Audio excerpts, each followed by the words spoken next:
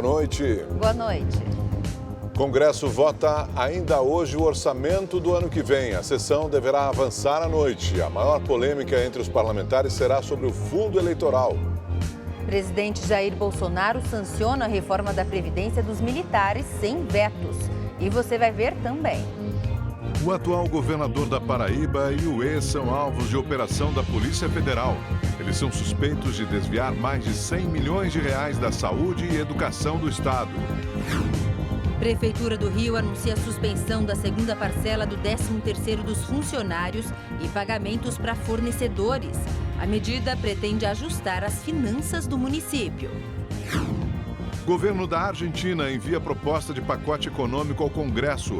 Uma das medidas prevê taxa de 30% para compras no exterior, o que pode afetar o turismo argentino no Brasil. Essas e outras notícias você acompanha em instantes no Rede TV News.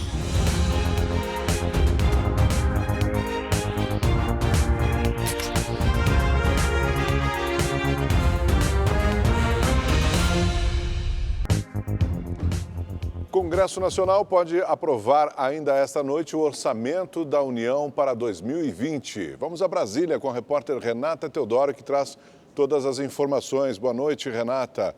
Tem alguma polêmica aí no texto? Olá, boa noite, Augusto. Pois é, Augusto, a questão mais sensível diz respeito ao valor do fundo eleitoral. A proposta enviada para o Congresso pelo governo previa 2 bilhões de reais para serem gastos por partidos e candidatos nas eleições municipais do ano que vem. E aí, no início do mês, a Comissão Mista de Orçamento chegou a propor um aumento do valor para quase 4 bilhões. No entanto, diante da pressão, inclusive do presidente Jair Bolsonaro, que admitiu que poderia vetar o aumento, os parlamentares recuaram. Assim, o valor deve ficar próximo ao enviado pelo governo. Já o salário mínimo previsto pelo governo é de R$ 1.031, R$ 8 a menos do que estimado inicialmente. O governo também prevê que as contas públicas possam ter um déficit de até 124 bilhões de reais. A votação do orçamento, que deve ocorrer ainda esta noite, praticamente encerra os trabalhos do Congresso Nacional em 2019. A partir de amanhã, nada de importante deve ser discutido. Hoje, o presidente do Senado, Davi Alcolumbre, convocou uma sessão do Senado no final da manhã para votar medida provisória que transfere o antigo COAF para o Banco Central. A MP perdia a validade nesta terça-feira. Com a aprovação por 51 votos a 15, o texto segue para a sanção do presidente Jair Bolsonaro. Renata Teodoro, de Brasília, para o Rede TV News. E o presidente Jair Bolsonaro sancionou a reforma da Previdência dos militares sem vetos. A economia prevista é de 10 bilhões de reais em uma década. Além das Forças Armadas, o texto também vale para policiais militares e bombeiros. A reforma da Previdência dos militares é mais flexível do que as mudanças na aposentadoria de trabalhadores da iniciativa privada e de servidores públicos. Não existe idade mínima, por exemplo. O texto ainda promove a reestruturação da carreira militar, o que fez com que a economia com a mudança na aposentadoria da categoria seja de 10 bilhões de reais em 10 anos. E continua a disputa pelo poder dentro do PSL, ex-partido do presidente Jair Bolsonaro. Após uma decisão judicial suspender a punição imposta a apoiadores do presidente, parlamentares da sigla formaram maioria para indicar novamente Eduardo Bolsonaro para a liderança do partido na Câmara dos Deputados. Ele retomou o posto que era ocupado pela deputada Joyce Hasselmann, desafeto de Eduardo. E 26 deputados do PSL, incluindo Eduardo Bolsonaro, pediram ao Tribunal Superior Eleitoral para que possam se desfiliar do partido sem perder o mandato parlamentar. Eles alegam sofrer discriminação por parte da Direção Nacional da Legenda. O ministro Edson Fachin, que também integra o STF, vai analisar o pedido. A Comissão de Constituição e Justiça da Câmara dos Deputados aprovou parecer favorável à proposta de emenda à Constituição que determina a impressão de votos em eleições, plebiscitos e referendos. Antes de ser analisado pelo plenário, o texto ainda precisa passar por uma comissão especial. A obrigatoriedade da impressão estava prevista na mini-reforma eleitoral de 2015. No entanto, em 2018, o Supremo Tribunal Federal derrubou a determinação. O O plenário do Conselho Nacional de Justiça aprovou hoje por maioria a resolução sobre o uso de mídias sociais pelos juízes. A proposta aprovada é do presidente do CNJ e do Supremo Tribunal Federal, Dias Toffoli. Nela está previsto que os juízes podem ter opiniões políticas próprias, mas não podem expressá-las em redes sociais para preservar a imparcialidade. A Confederação Nacional da Indústria divulgou hoje que a economia brasileira deve crescer 2,5% em 2020. Em relação à expansão da indústria, o número será um pouco maior, 2,8%. A CNI também aposta em um crescimento de mais de 6% no investimento por parte da indústria. A entidade também trabalha com a previsão de que a inflação do ano que vem ficará abaixo dos 4%, enquanto a taxa básica de juros, a Selic, irá manter o patamar atual de 4,5% ao ano. A Agência Nacional de Vigilância Sanitária aprovou um conjunto de regras para acabar com o consumo de gorduras trans no Brasil até 2023. As medidas serão implementadas em 3 etapas. Utilizada principalmente em produtos industrializados, a gordura trans está associada ao aumento do colesterol ruim e diminuição do colesterol bom. De acordo com a Anvisa, a mudança tem o objetivo de ampliar a proteção à saúde dos brasileiros. A Polícia Científica e a Defesa Civil estiveram hoje no local onde partes de um prédio em construção desabaram em Barueri, na Grande São Paulo. No acidente ontem, uma pessoa morreu e outras 3 se feriram. O repórter Giovanni César tem as informações. A perícia vai identificar as causas do desabamento e se o que sobrou da estrutura está comprometido. Representantes do CREA, que é o Conselho Regional de Engenharia, estiveram aqui acompanhando os trabalhos da perícia. 7 trabalhadores estavam aqui na hora em que tudo aconteceu. Um morreu, 3 ficaram feridos e os outros 3 nada sofreram. Nataniel Batista de Oliveira, de 38 anos, era encarregado da obra e morreu na hora. O corpo dele foi retirado debaixo dos escombros na madrugada de hoje. Dos outros 3 que ficaram feridos, 2 já receberam alta e um foi transferido para o Hospital Municipal de Barueri, mas o estado dele é considerado estável. Os donos da obra estiveram aqui, mas não declararam nada para a imprensa. A situação na saúde pública do Rio de Janeiro, que já estava complicada, acredite, pode ficar ainda pior. A Prefeitura publicou um decreto que suspende a segunda parcela do 13º dos servidores e os pagamentos de todos os fornecedores. Gisele machucou o pé e precisou ir a 3 hospitais para conseguir atendimento. É complicado, a saúde pública está um caos. Aí o prefeito fala pra gente que não está um caos na saúde não, está tudo ótimo. Como assim? E não tem médico? Não tem nada? Para a família dele, né, que depende do particular. A gente que depende do público não tem nada pra gente, não tem nada, a gente morre à míngua. Valdeci precisa fazer uma cirurgia na perna. Ele estava internado no Hospital Salgado Filho, no Meier, zona norte do Rio, e hoje foi transferido para outra unidade. Mas o procedimento ainda não tem data marcada. Meu irmão, 3 semanas que está aqui, ficou caído de 8 horas da manhã na rua, não teve uma ambulância, não teve a SAMU. Aqui não teve medicamento para dor, para tirar ele, com a perna que não pode mexer. Tá horrível, horrível. A situação também está crítica para os profissionais terceirizados. Com medo de serem demitidos, estes funcionários não quiseram se identificar, mas em uma mensagem de áudio relataram problemas com ambulâncias.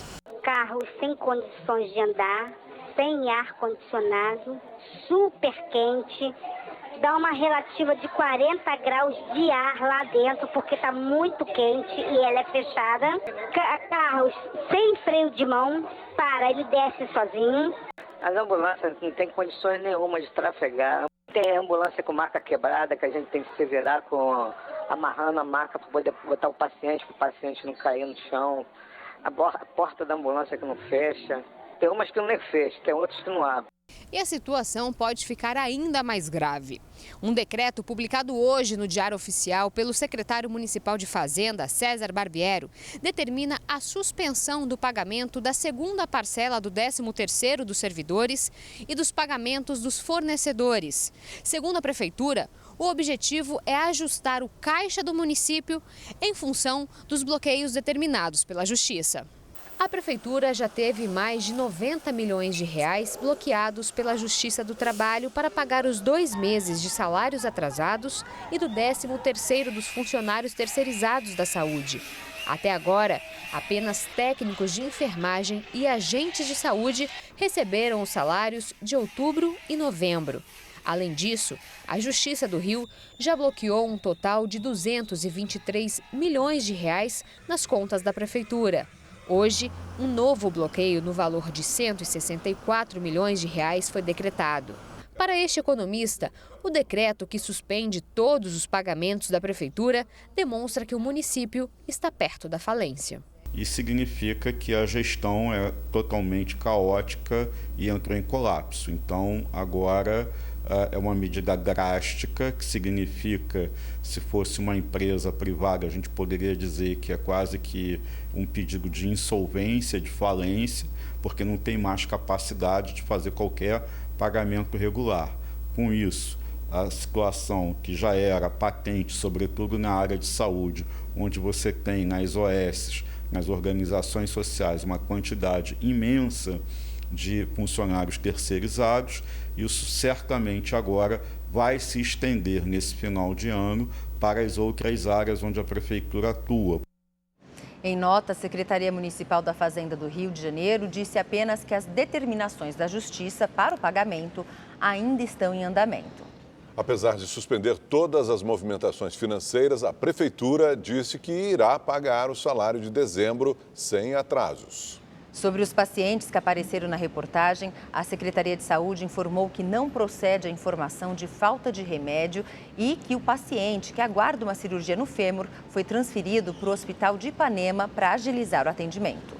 Já sobre as condições das ambulâncias, a Subsecretaria de Regulação, subordinada à Secretaria da Saúde, disse que vistorias são realizadas regularmente e, quando são identificadas irregularidades, os veículos são tirados de circulação. A polícia investiga a morte de uma pedagoga de 48 anos após uma cirurgia plástica para redução de mamas em Belo Horizonte. A clínica não tinha autorização para fazer esse tipo de procedimento.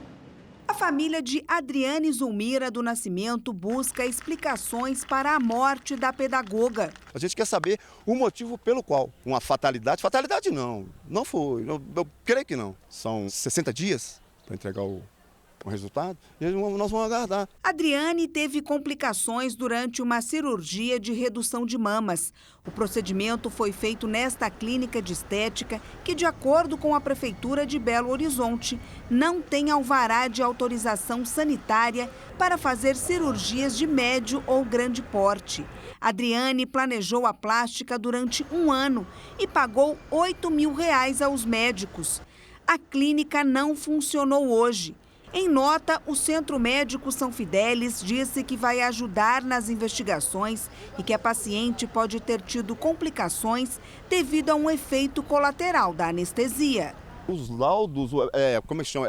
Risco cirúrgico, eletro, todos o sangue, todos os exames que pediram para fazer, ela fez. A Polícia Civil abriu inquérito para apurar as causas da morte e os possíveis responsáveis.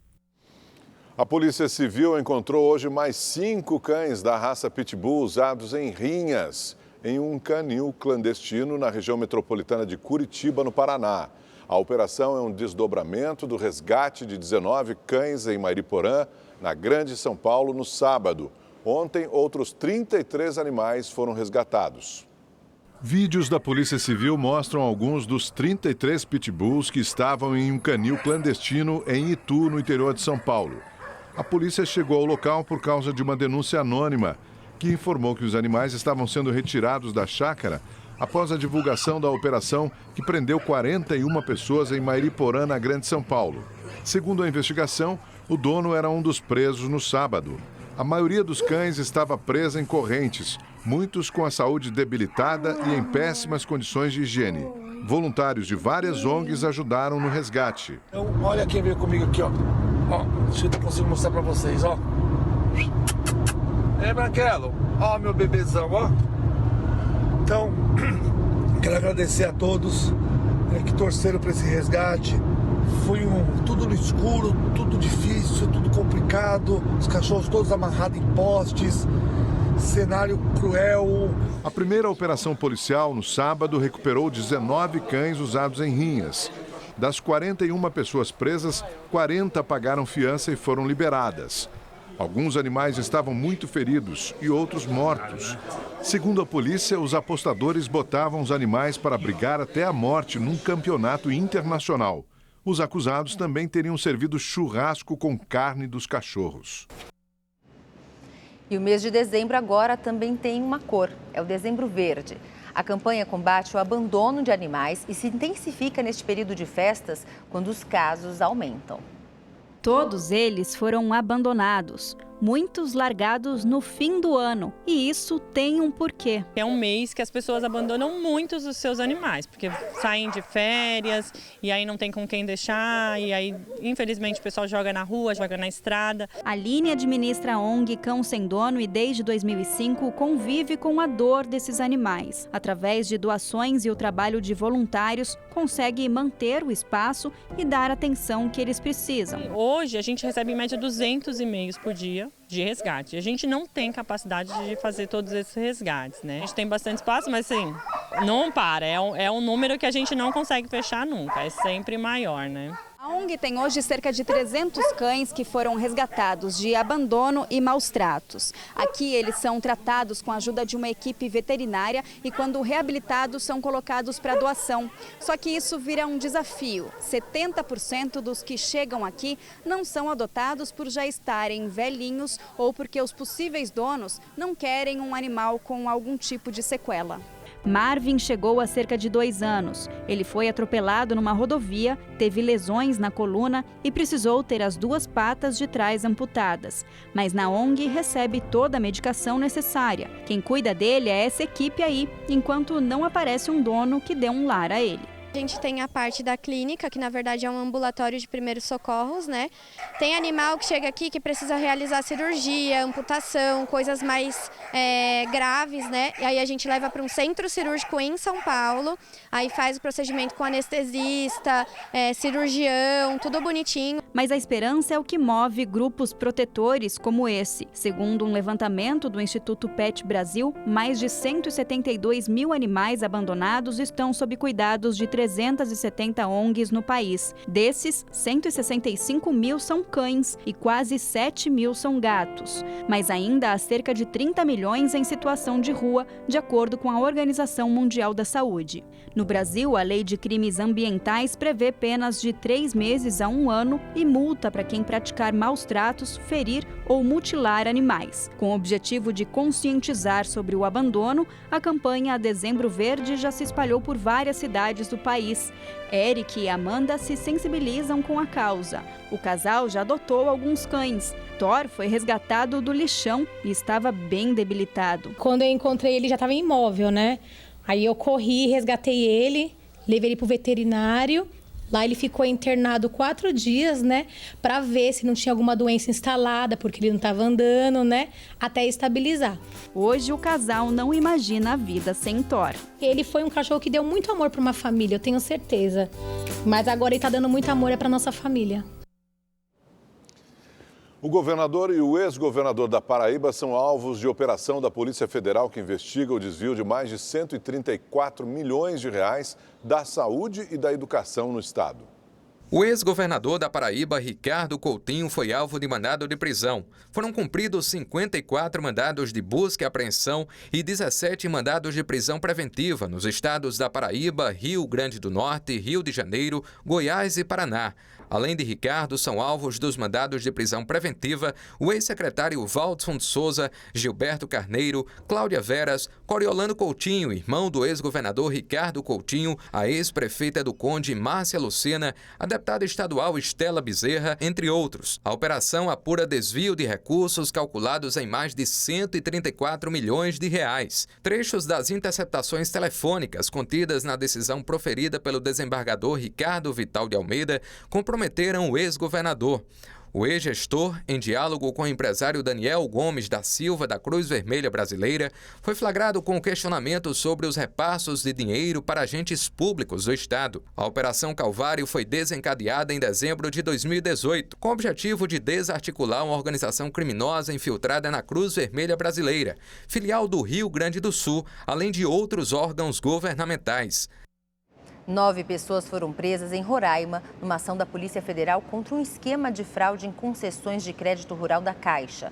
O esquema teria desviado cerca de 6 milhões de reais. Mais de 60 policiais federais saíram às ruas logo cedo para cumprir mandados de prisão, busca e apreensão nos estados do Ceará, Paraná e Roraima. A investigação apontou que empresários, servidores da Caixa e laranjas abriam contas no banco e solicitavam empréstimos rurais. Fraudadores das empresas de fachada se apresentavam como grandes empresários do agronegócio. Os investigados devem responder por estelionato, peculato, organização criminosa, corrupção ativa e passiva, crime contra o sistema financeiro e lavagem de dinheiro. Se condenados, as penas podem passar dos 30 anos de prisão. A Assembleia Legislativa de São Paulo decidiu hoje derrubar o pagamento do bônus natalino a servidores da casa. A decisão atinge 3.200 funcionários da Alesp. Ontem, a Justiça de São Paulo já havia suspendido o bônus. O benefício gerou uma despesa extra de mais de 10 milhões de reais. O valor de R$ 3.000 em média por pessoa já foi depositado e terá de ser devolvido. A Polícia Federal apreendeu hoje suplementos e esteroides falsificados durante uma operação em Minas Gerais e São Paulo. 3 pessoas foram presas. Os policiais estiveram em lojas especializadas que revendiam suplementos que supostamente eram importados dos Estados Unidos. Mas a maioria dos produtos era falsificada e em alguns estabelecimentos foram encontrados anabolizantes e esteroides de venda proibida. A operação aconteceu em 5 cidades do sul de Minas Gerais e em São João da Boa Vista, no interior de São Paulo, onde ficava a produção clandestina dos suplementos. Foram cumpridos 23 mandados de busca e apreensão. 2 pessoas foram presas preventivamente e uma em flagrante. A polícia estimou o valor dos produtos recolhidos em R$ 60 mil. Penitenciárias de Rondônia têm sofrido com fugas constantes de presos. Em apenas 7 meses, foram registradas 154 fugas. Distante 200 quilômetros de Porto Velho, o município de Ariquemes vive uma rotina fora do comum. As fugas constantes de presos. Em outubro, a evasão de 7 detentos fez saltar para 11 o número de fugas. Com capacidade para 230 presos, o presídio inaugurado em 2017 abriga atualmente 500 homens. No último domingo, mais um preso escapou do sistema prisional de Rondônia. Francinei Teixeira é considerado um dos líderes da chacina do Urso Branco, que em 2002 resultou em 27 mortes. Em todo o estado foram registradas, só neste ano de 2019, 154 fugas, sendo que 86 detentos foram capturados.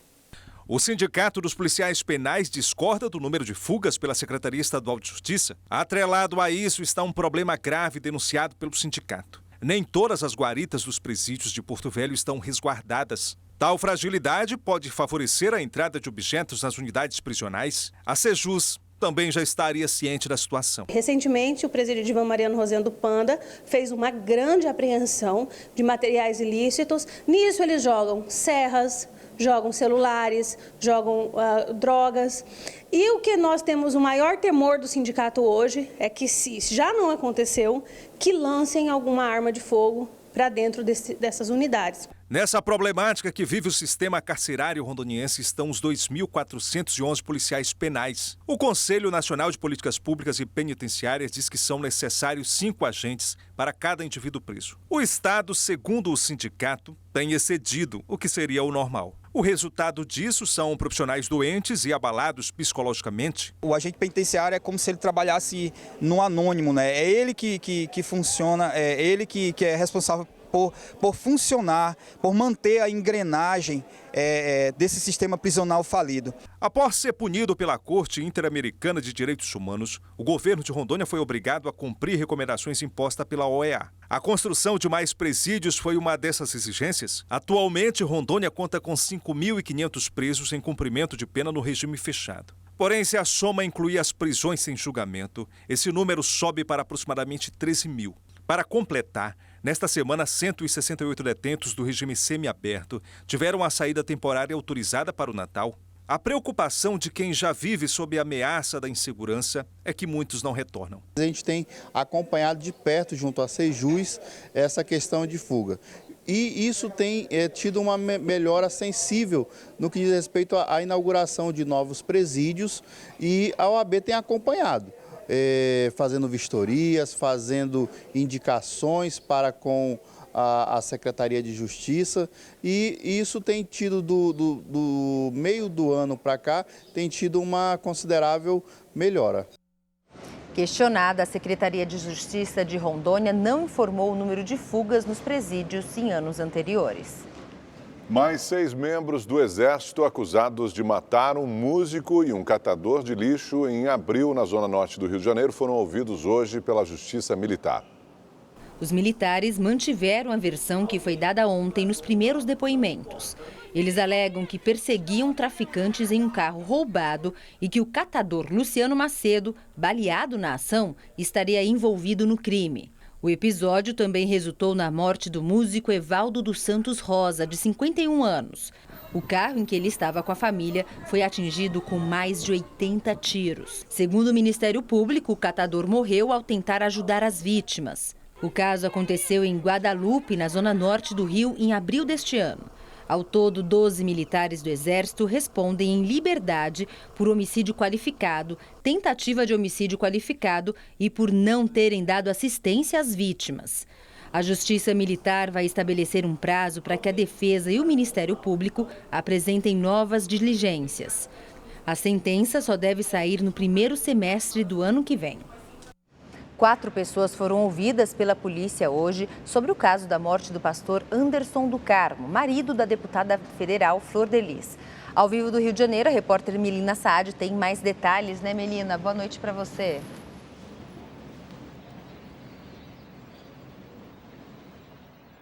Oi, Gabi, boa noite. Olha, depoimento longo, foram 9 horas. Os depoimentos começaram por volta das 11 horas da manhã. Os filhos da deputada Flor de Lis, Flávio e Lucas, junto com o ex-PM Marcos Siqueira, chegaram juntos.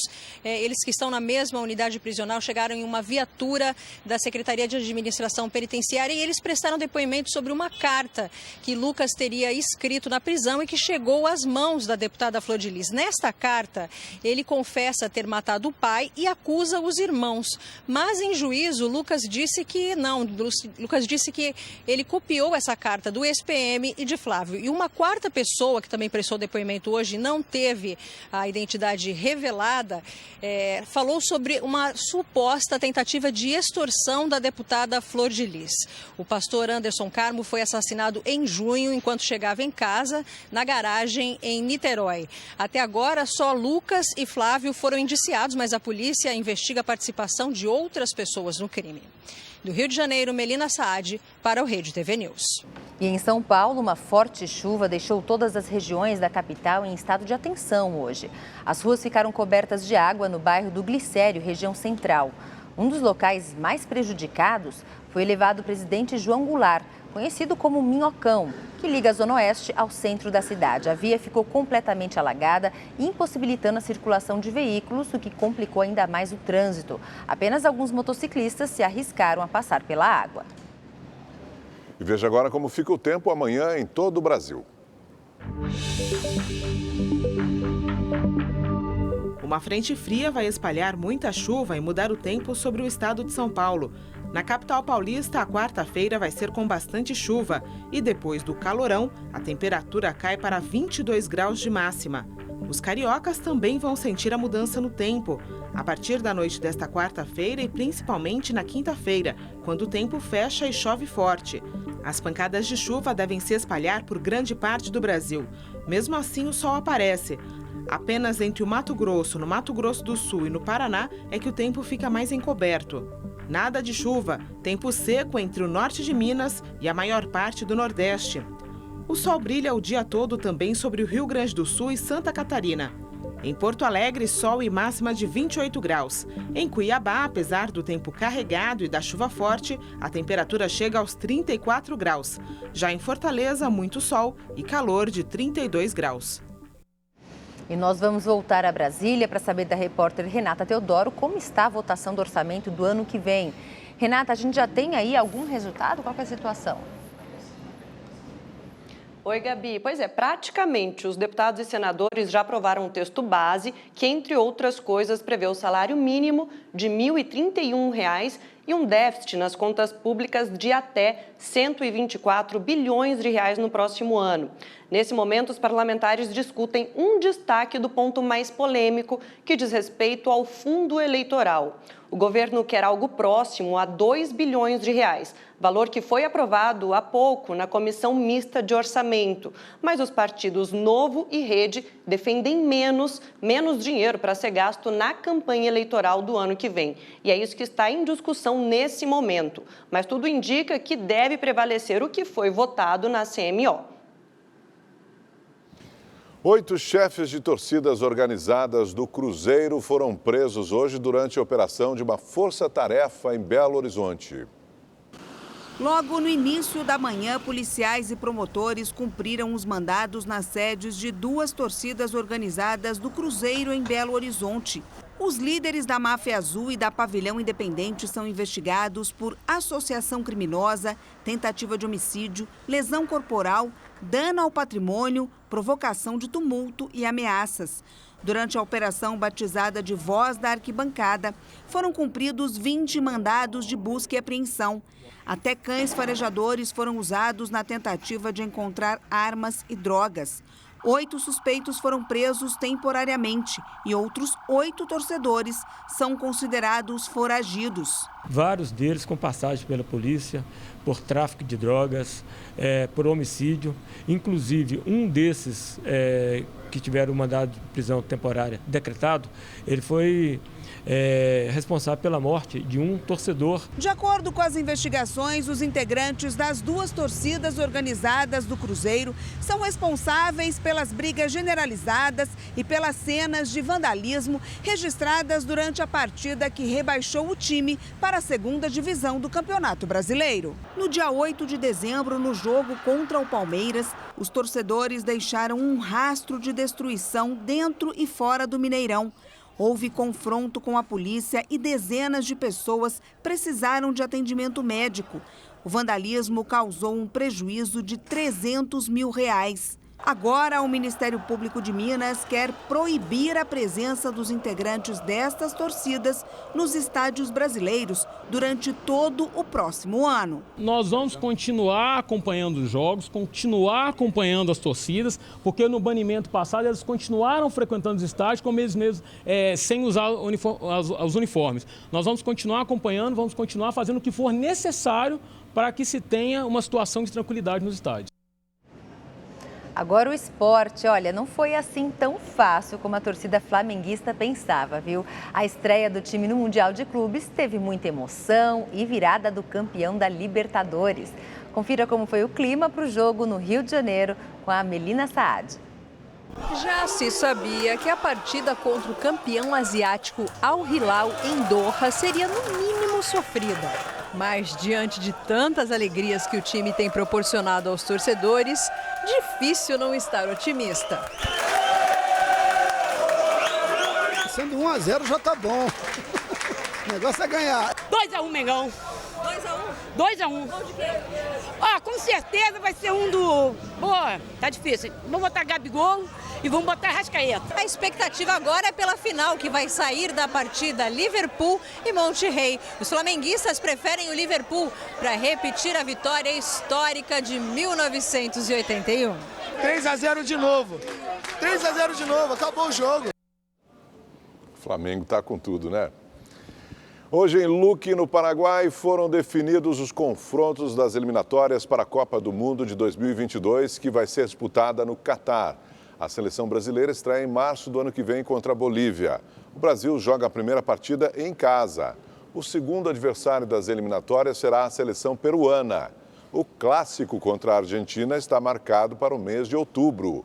As equipes sul-americanas se enfrentam em partidas de ida e volta. Os 4 primeiros classificados garantem vaga para o Mundial. O 5º colocado disputa a repescagem com times de outros continentes. Agora, você acredita em relacionamentos que começam pela internet? Acredita, Augusto? Pode ser, por que não? Olha, muita gente ainda tem preconceito, mas um estudo do Instituto de Tecnologia de Massachusetts, nos Estados Unidos, veio para acabar de vez com isso, viu? De acordo com a pesquisa, essas relações são muito duradouras, muito mais duradouras do que a moda antiga.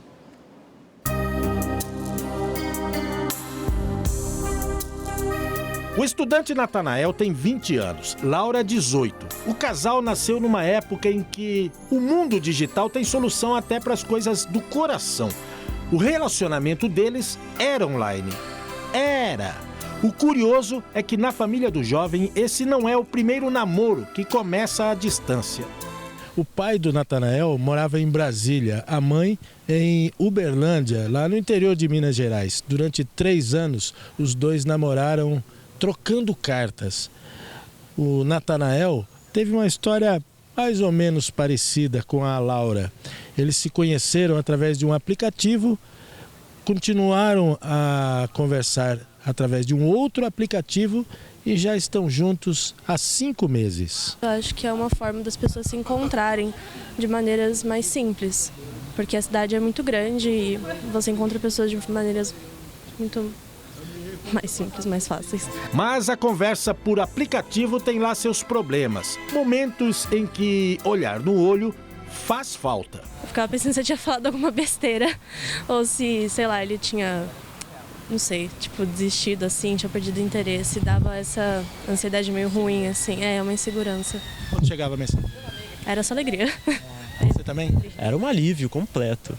A Cláudia é especialista em relacionamentos. Para ela, a falta de tempo é um dos principais motivos para que as pessoas procurem alguém pela internet. Todo mundo tem aí um smartphone, um notebook. Então você vai lá, entra em, dá uma zapeada, como falam, e você tem mais, esse acesso mais fácil, né, de ter alguém, do que você sair para uma balada, para algum lugar, você tem que se arrumar, você tem que ter, perder um tempo aí. Então hoje o tempo dita um pouco mais, inclusive nos relacionamentos. Economiza tempo e ainda faz com que pessoas de raças e classes diferentes se conheçam. Foi isso que revelou uma pesquisa feita pelo Instituto de Tecnologia de Massachusetts, nos Estados Unidos. Além da interação fora do círculo comum, o estudo revelou que essas relações são mais duradouras. Então, para quem pensa que namoro de aplicativo não tem futuro, é bom ouvir isso. Eu tenho expectativa de viver a vida toda com ela. Ah, eu acho que a eternidade é um bom começo.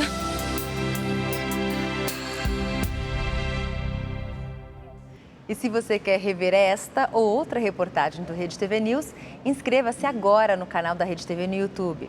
Lá você pode assistir a íntegra de todos os nossos programas. Acesse agora youtube.com/redetv. E olha, uma última informação. O ministro Alexandre de Moraes, do Supremo Tribunal Federal, determinou o arquivamento da ação contra o presidente Jair Bolsonaro, o ministro da Justiça Sérgio Moro e o vereador Carlos Bolsonaro por obstrução de justiça no caso do assassinato da vereadora Marielle Franco e do motorista dela, Anderson Gomes. Rede TV News fica por aqui. Uma boa noite para você. Uma boa noite, até mais.